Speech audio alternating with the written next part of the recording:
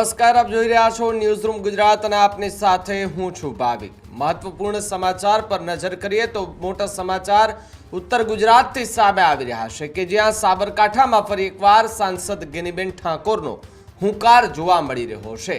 છેલ્લા કેટલાય સમયથી શ્રદ્ધા અને અંધશ્રદ્ધાનો કિસ્સો જે છે તે સામે આવી રહ્યો છે ને એની વચ્ચે જે ગેનીબેન ઠાકોર છે તેનું આ સૌથી મોટું નિવેદન જે છે તે જોવા મળી રહ્યું છે। ડીસામાં તૃતીય વિદ્યાર્થી સન્માન સમારોહમાં હુંકાર જે છે તે ગેનીબેનનો જોવા મળ્યો।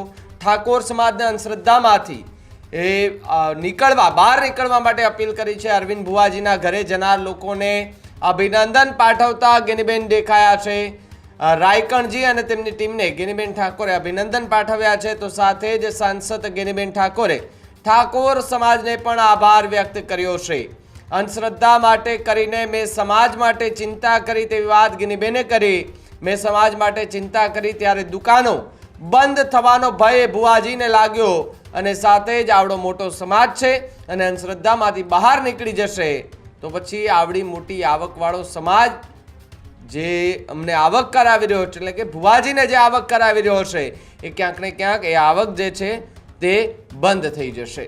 હું ઠાકોર સમાજને એ આભાર માનું છું, તમામ લોકોનો આભાર માનું છું, કારણ કે અત્યારે જે રીતે આખી ઘટના સામે આવી છે ઘટનાની અંદર ગેનીબેન ઠાકોર છે તેમનું આ સૌથી મોટું નિવેદન જે છે તે અત્યારે જોવા મળી રહ્યું છે।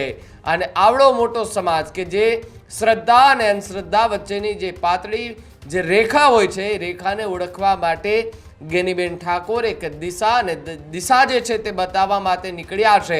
અવારનવાર આપણે જોયું છે કે ગેનીબેન ઠાકોર કે જે શ્રદ્ધા અને અંધશ્રદ્ધા વિશે વાત કરતા જોવા મળે છે, પરંતુ થોડા સમયથી ગેનીબેન ચર્ચામાં છે કે એમણે જે અલગ અલગ નિવેદનો અંધશ્રદ્ધાને લઈને આપ્યા હતા, વ્રતને લઈને આપ્યા હતા કે તમારે વ્રત કરવાની શું જરૂર, આ બધી જ વાતને લઈને સોશિયલ મીડિયા પર ક્યાંક ગેનીબેનના વખાણ થઈ રહ્યા હતા તો ક્યાંક ગેનીબેનની ટીકાઓ થઈ રહી હતી, ક્યાંક વિરોધ જે છે તે થઈ રહ્યો હતો।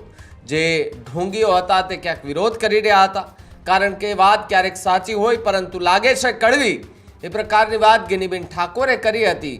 અને વાત કરતાની સાથે જ કેટલાક જે ભુવા ભરાડાઓ હતા તેમાં ક્યાંક ને ક્યાંક ફફડાટ ફેલાયો હતો ને કહ્યું હતું કે ગેનીબેન જો આવું બધું બોલતા રહેશે, સમાજ એમની તરફ જતો રહેશે, લોકો એમની તરફ જતો રહેશે તો પછી આપણી દુકાનના તાળા લાગી જશે ને આપણી ઇન્કમ જે છે, આપણો પૈસાનો સ્ત્રોત જ્યાંથી આવે છે એ બધું પણ કદાચ બંધ થઈ જશે।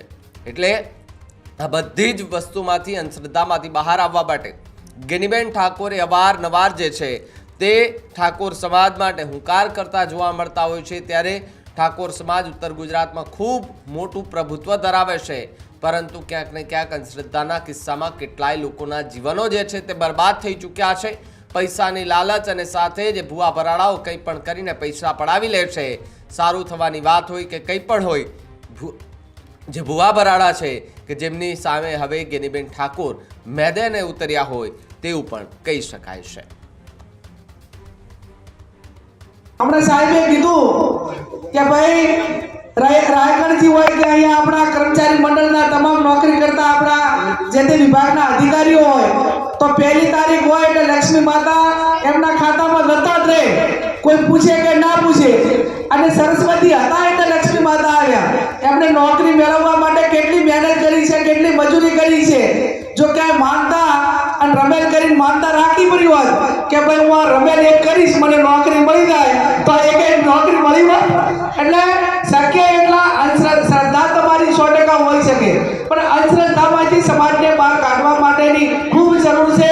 હમણાં મેં સાહેબને એમને વિનંતી કરી કે આપણે હથિયાવી તાલુકાનું ઠાકોર સમાજનું બંધારણ એ 4મી તારીખે વાગડની થળીએ સદારામ બાપુના નામે વાગડજીના નામે હથિયાવી તાલુકાનું બંધારણ સમાજનું ઓછા ખર્ચા થાય એના માટે આપણે કરી રહ્યા છીએ। ચાહે લગ્ન પ્રસંગ હોય, મરણ પ્રસંગ હોય કે અન્ય રીત રિવાજો હોય, પણ જો આપણે સમાજ એ પાછો આ બાજુ બંધ કરાવશું અને પાછા મંદિરમાં રમેલિયામાં વળગ્યા તો આ બચાવેલું છે એ પાછું અહીંયા છે। એટલે એને પણ શક્ય હોય એટલું રોકવા માટેના પ્રયત્નો કરવા પડે। એનું કારણ કે વિજ્ઞાન યુગ છે, ટેકનોલોજીનો યુગ છે, 21મી સદી છે। ચાહે તમે કોઈ દાડો ધીરુભાઈ અંબાણી કે મુકેશ અંબાણી કે ગૌતમ અદાણી કે આરે મોટા મોટા ઉદ્યોગપતિઓ હોય તો આપણે કોઈ દાડો પછી એમને અહીંયા રમેલ થઈ હતી એવું કોઈ દાડો ત્યાં સાંભળ્યું છે? એમને ચાહે માનતા રાખી હોય એવું ચાહે સાંભળ્યું છે? એમને ક્યાંય અંધશ્રદ્ધા રાખીને ચાહે પૂનમો બાંધી હોય એવું તમે સાંભળ્યું છે? એમના પેઢી દર પેઢી જેટલા વડવાઓએ મજૂરી કરી હોય ત્યારે એ લોકો સ્ટેજે પહોંચ્યા હોય. એટલે કઠોર પરિશ્રમનો કોઈ વિકલ્પ નથી. ભગવાને ગીતામાં પણ કીધું છે કે ભાઈ તું કર્મ કર, ફળ મારે આપવાનું છે. જેટલું કર્મ કરશો, સારું કરશો તો સારું ભોગવશો, અને ખરાબ કરશો તો ભગવાન કૃષ્ણએ કીધું છે કે ફળ જેને જે કર્મ કર્યું હોય એ ભોગવવું પડે. મહાભારતમાં ભીષ્મ પિતામહ હતા અને એ ટાઈમે સભાની અંદર દ્રૌપદીના ચીર ખેંચાતા હતા. વડીલ હતા છતાં બોલતા નતા બોલ્યા. એટલે એમને તીરો ઉપર ભોગવવું પડ્યું હતું કે નતું ભોગવવું પડ્યું? એમને પોતાને ભીષ્મ પિતાને પણ ભોગવવું પડ્યું હતું. એ આપણને મહાભારતનો દાખલો આપણને ઇતિહાસમાં અને અત્યારે આપણા ધર્મશાસ્ત્રોમાં અને પુરાણોમાં આપણે સૌ અનેક વખત આપીએ છીએ.